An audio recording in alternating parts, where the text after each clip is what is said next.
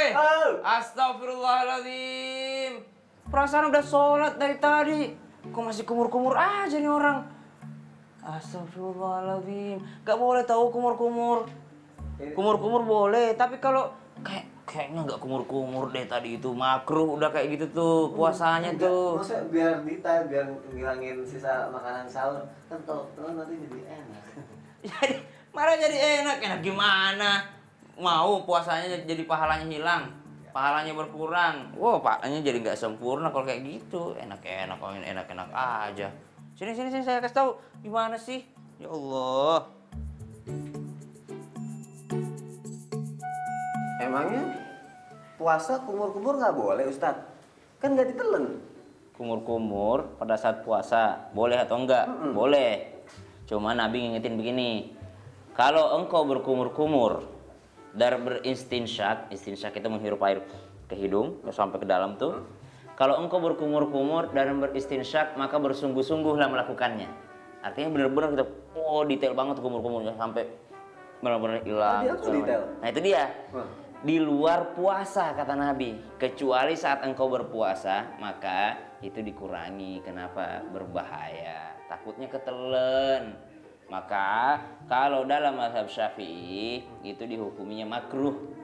Orang berkumur-kumur itu adalah makruh. Apalagi istinsyak emang nggak boleh karena dia membatalkan puasa. Masuk ke dalam kerongkongan sini airnya nih lewat hidung, masuk dia ke dalam, maka dia membatalkan puasa gitu. Jadi berkumur-kumur itu diminta sama Nabi untuk bersungguh-sungguh. Walaupun sebenarnya kumur-kumur itu nggak masuk rukunnya wudhu. Ya, jadi orang nggak kumur-kumur pun ya mau puasa nggak puasa, ada orang berwudu tidak berkumur-kumur itu boleh-boleh saja, tetap sah wudunya. Nah yang salah adalah ketika dia sedang berpuasa baru dia berkumur-kumur banyak, tadi 20 kali kumur-kumurnya. Kan nyaman, Ustadz. Bukan masalah nyaman nggak nyaman ya, sayang banget puasanya nih. Ya habis kan ngerasa kalau lagi puasa kan mulut suka agak kering gitu, agak kering, maka dikumur-kumur. Kalau emang ternyata nggak boleh, siwak boleh nggak? Atau sikat gigi gitu? Tahu aja dia. Iya kan, maksudnya biar mulut tetap fresh, ketemu sama orang. Siwak digunakan saat berpuasa. Ya, siwak digunakan saat berpuasa itu adalah sesuatu yang makruh juga kalau dalam mazhab Syafi'i. Jikalau sudah lewat daripada waktu zuhur atau sudah tergelincir matahari, kurang lebih ya bentar lagi nih, tinggal 4 menit lagi, jam 11 lah gitu ya. Kenapa? Karena bisa menghilangkan bau mulut. Sedangkan bau mulut itu dicintai oleh Allah Subhanahu wa taala. Jadi bau mulutnya orang yang berpuasa itu sebenarnya dicintai oleh Allah Subhanahu wa taala. Pas puasa doang. Pas puasa. Sedangkan tiap hari nggak puasa pun bau. Lah itu salah, nggak disukai sama Allah dong. Yang disukai sama Allah orang yang berpuasa itu kan bau mulutnya itu adalah seakan-akan dia akan digantikan oleh Allah Subhanahu wa taala dengan bau surga. Maka ulama-ulama kita, ulama mazhab Syafi'i mengatakan kalau orang bersiwak dia berusaha menghilangkan keutamaan yang Allah kasih padanya. Gitu. Jadi Allah udah ngasih nih keutamaan supaya dia bau mulut dan itu akan diganti sama Allah. Tapi dia berusaha menghilangkan itu. Kalau masih pagi insya Allah masih aman. Cuman ada pendapat lain mengatakan, tapi Nabi itu banyak dalam riwayat juga disebutkan memakai siwak ketika sedang berpuasa. Intinya mazhab Syafi'i itu lebih hati-hati. Kan pakai siwak itu biasanya ada yang tersisa. Misalnya siwak ini ada rasanya soalnya. Siwak itu kan ada rasanya seperti agak mentol-mentol gitu ya. Jadi kalau diiniin ya cara pakainya gini ya. Saya nggak praktekkan dulu karena takut berhati-hati kan. Jadi angka 8. 1, 2, 3, 4, 5, 6, 7 boleh atau 1, 2, 3. Nah, boleh. Apalagi kalau udah kebiasaan misalnya setiap mau sholat dia pakai siwak, kan udah kebiasaan. Nabi kan setiap mau sholat, setiap mau tidur. Nah, ada orang lagi puasa, dia udah kebiasaan sebelum puasa pun pakai siwak, silahkan. Nah, yang salah adalah orang nggak bulan Ramadan nggak pakai siwak, tiba-tiba bulan Ramadan mau pakai siwak. Wah, itu dia salah tuh. Kenapa? Karena dia memaksakan gitu. Ya apa ya, aman ya. Untung saya selalu kemana-mana selalu bawa siwak. Oh, berarti udah terbiasa pakai siwak. Salah, saya kasih contoh tadi ke orang. Udah pengalaman, Masya Allah, aduh kalau ngeliat tuh orang tuh biang kerok banget tuh yang tadi tuh. Ada aja semua kesalahannya, tapi dari situ bisa banyak belajar sih, alhamdulillahnya ya. Baik, ternyata juga bulan puasa banyak banget yang harus diperhatikan, yang boleh dilakukan dan tidak boleh dilakukan ya jamaah yang ada di rumah ya. Oke, sekarang kita lanjut lagi yuk. Tema kita masih sama. Sunnah-sunnah suami kepada istri yang terlupakan. Ini saatnya aku yang nanya nih sama guru-guru kita ya. Pertanyaan pertama aku mau nanya sama Ustadz Syam deh. Iya. Ustadz kan Rasulullah SAW kan terkenal sebagai suami yang sangat mencintai istrinya Oh, gitu Masya ya. Allah. Kayak romantis, Masya mesra Allah. gitu ya. Aku pengen deh kayak gitu. Cuma nggak tahu caranya. Karena kan kadang romantisnya orang beda-beda gitu ya. Nah Rasulullah seperti apa sih biar aku bisa belajar nih Ustadz Syam? Romantisnya Rasulullah itu kayak gimana? Iya, silakan Ustadz Syam. Bismillahirrahmanirrahim. Tabik guruku, Habib, Ustadz Maulana, Mas Soni, serta guru-guru kami yang dimuliakan Allah Subhanahu wa taala. Bismillahirrahmanirrahim. Alhamdulillahirabbil alamin wassalatu wassalamu ala asyrafil anbiya'i wal mursalin sayyidina Muhammadin wa ala alihi wa sahbihi ajma'in. Asbahna wa asbahal mulku lillahi rabbil alamin. Allahumma innaka afuwun karim tuhibbul afwa fa'fu anna ya karim. Amin amin amin ya rabbal alamin. Maka bagaimana baginda Nabi SAW kalau dilihat sisi romantisnya itu kayak gimana sih? Yang pertama yang paling populer ya biasanya kita dengarkan Nabi itu tidak memanggil nama. Subhanallah. Rasulullah SAW tidak memanggil nama daripada istrinya. Kalaupun memanggil nama dengan panggilan sayangnya. Dengan gelar. Misalnya dipanggil ya Humaira gitu yang kemerah-merahan pipinya. Ya dipanggil Uwaisyah, dipanggil Aisyah jadi bahasa cinta gitu. Dengan memanggil namanya dengan bahasa cinta. Kalau Mas Soni manggil Fairuz? Love. Love, ya. Manggilnya love gitu. Manggilnya love. Oh, subhanallah. Orang Biar- kaget dong kalau kayak di mall gitu. Kalau kayak nengok. di mall. Kalau diumumkan ya Iya. kepada Ibu Love. Ibu lah enggak lah. Tadi mau enggak, di rumah doang. Ya, jadi panggilannya itu diganti dengan panggilan yang sangat mesra oleh baginda Nabi Muhammad Sallallahu Alaihi Wasallam. Kemudian yang kedua, bagaimana sih Rasulullah SAW sisi romantisnya kepada para istrinya? Ternyata baginda Nabi Shallallahu Alaihi Wasallam adalah teman bicara terbaik dan teman yang paling mendengarkan ketika istrinya mengadu. Jadi Bunda Aisyah radhiyallahu taala anha warḍaha pernah dalam sebuah riwayat menyebutkan bahwa Rasulullah Shallallahu Alaihi Wasallam adalah orang yang sangat-sangat setia mendengarkan aduan para istrinya. Kadangkala ini dianggap sepele tapi ini sangat romantis. Kadangkala kan kita ngomongin apa sih, ya kan? Gak penting menurut kita. Saya kalau pulang itu ngomongin rak piring lah, ngomongin ini lah, model ini yang terbaru lah, piring atau segala macam peralatan dapur. Sebenarnya kita laki-laki tidak nyambung. Tapi kalau mengingat akhlak Rasulullah, Rasulullah SAW mendengarkan itu semua. Ya, mendengarkan itu semua. Baginda Nabi adalah sosok pendengar yang sangat baik. Kemudian baginda Nabi SAW makan dengan wadah yang sama ya, sepiring berdua dengan Ibunda Aisyah, kemudian minum dengan segelas berdua dan ternyata segelasnya ini nggak biasa. Kalau kita mungkin segelas dicari ya. Mana bekas bibirmu tadi? Berarti saya sebelah sini. Kalau Nabi SAW dicari mana bekas bibirnya, di situ pula baginda Nabi SAW akan meminum. Dan ini adalah akhlak yang ditunjukkan oleh baginda Nabi SAW. Bukan sengaja ngelap dulu, lap dulu lah bekasnya, subhanallah.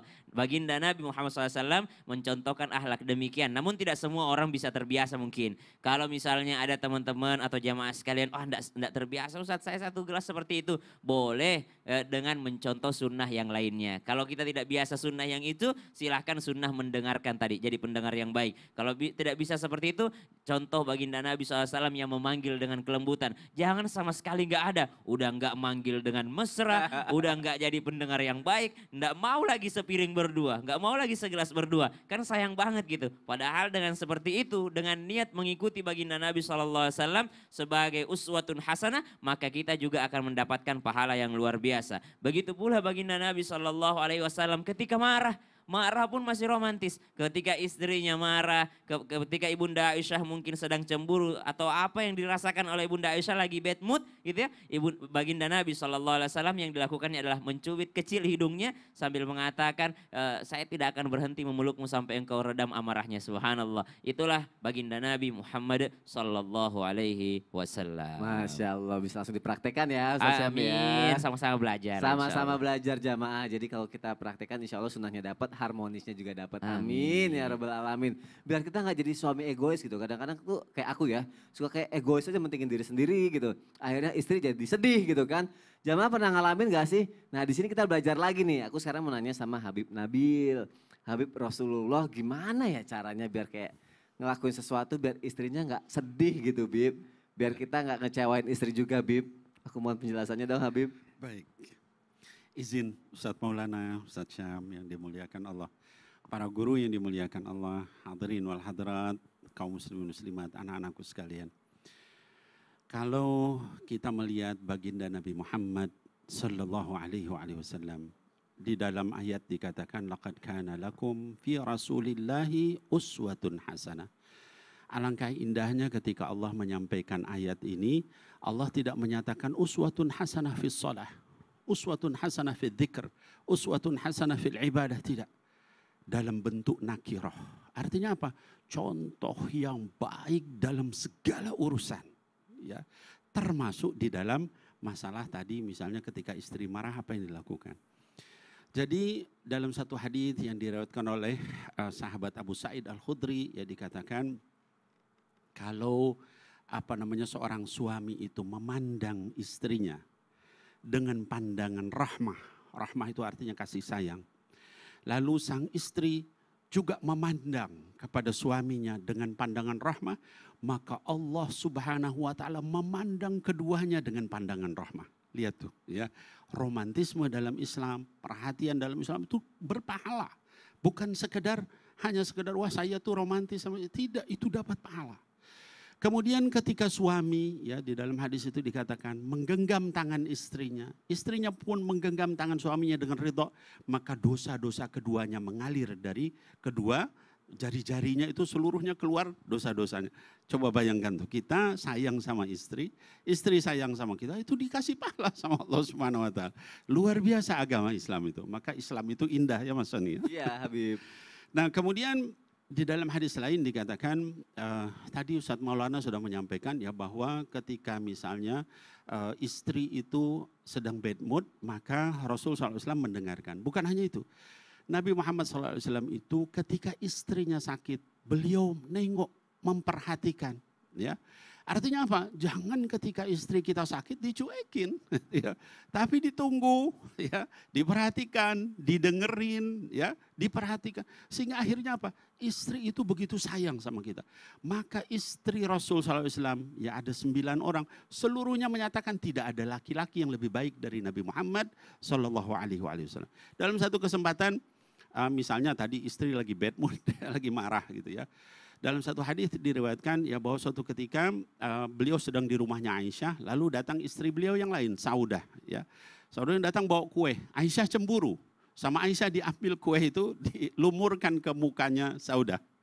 Suasana tegang. Apa yang dilakukan oleh Rasulullah SAW? Lalu beliau sambil tersenyum berkata kepada Saudah.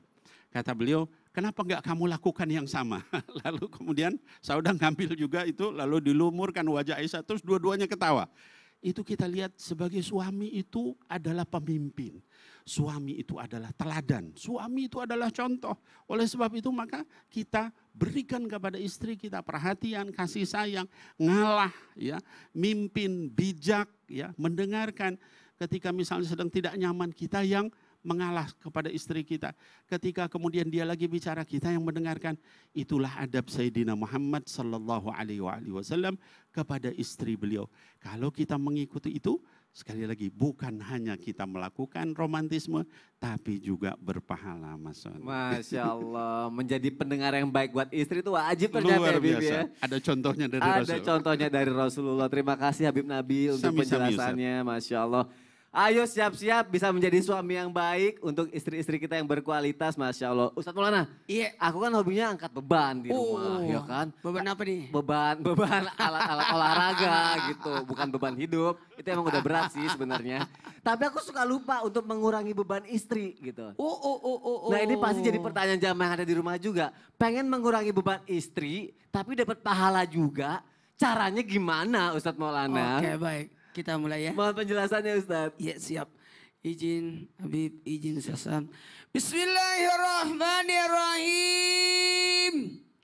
Assalamualaikum warahmatullahi wabarakatuh. Waalaikumsalam warahmatullahi wabarakatuh. Jamaah. Yeay. Oh jamaah.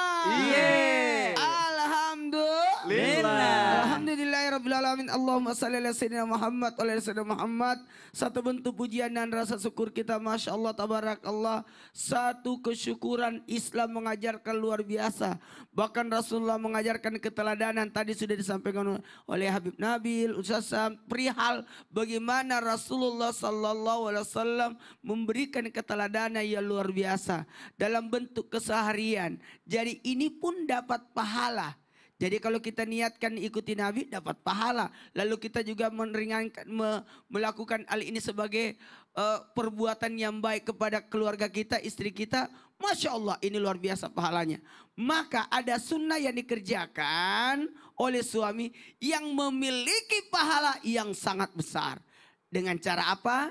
Dan bisa membantu meringankan beban istri. Yang pertama, kerjakanlah pekerjaan sendiri.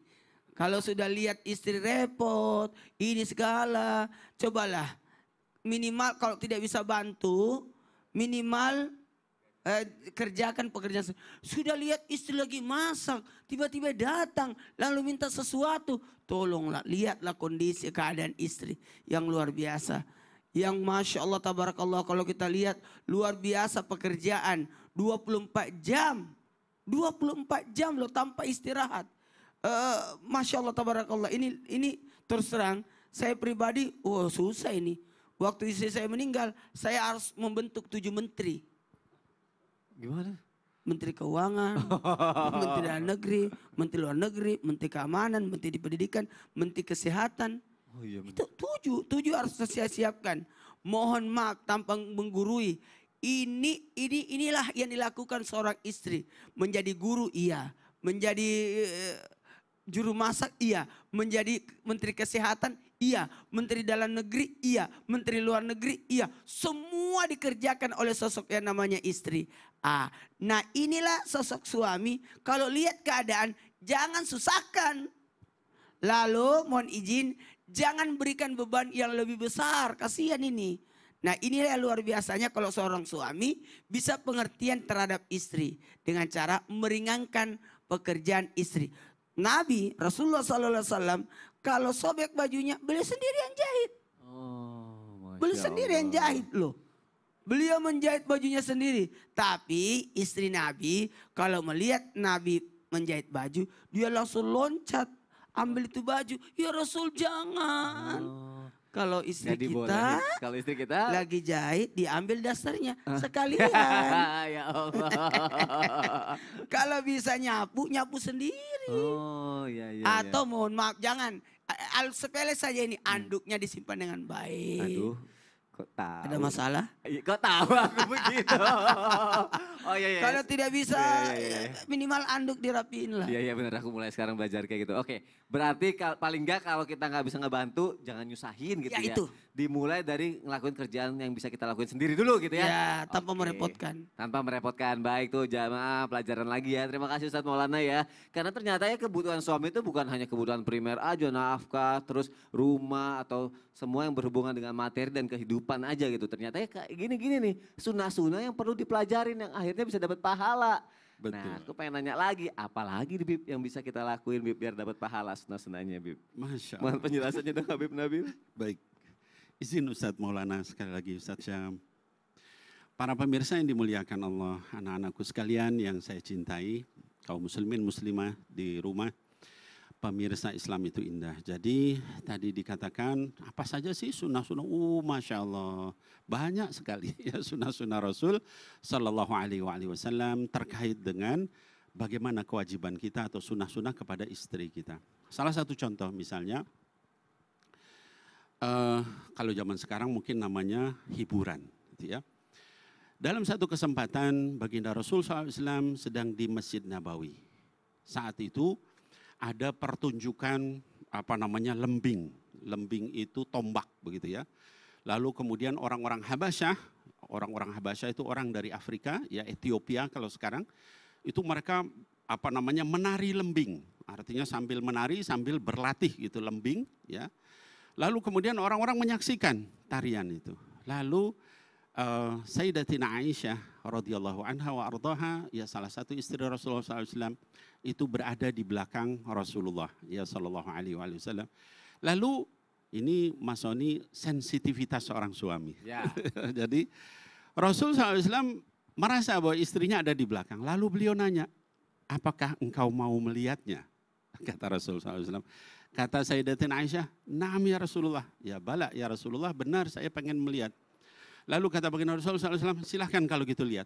Maka Sayyidatina Aisyah melihat dari sisi kanan di atas pundak Rasul SAW.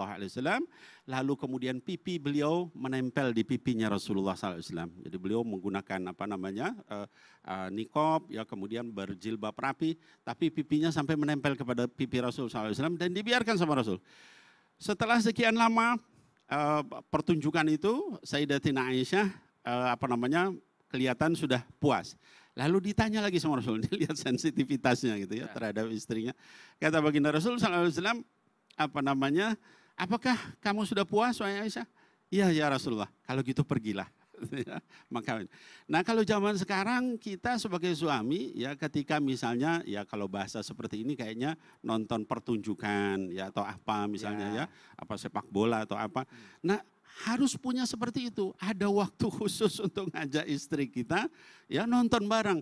Tapi mungkin kalau ke bioskop nggak termasuk kali ya. Kalau ke bioskop kan banyak orang yang bermaksiat di situ. Yang dimaksud adalah di tempat yang nggak ada maksiat di situ Mas Sony ya. Jadi kita ngajak pertunjukan ya kemudian berjalan bareng, melihat sesuatu di satu tempat.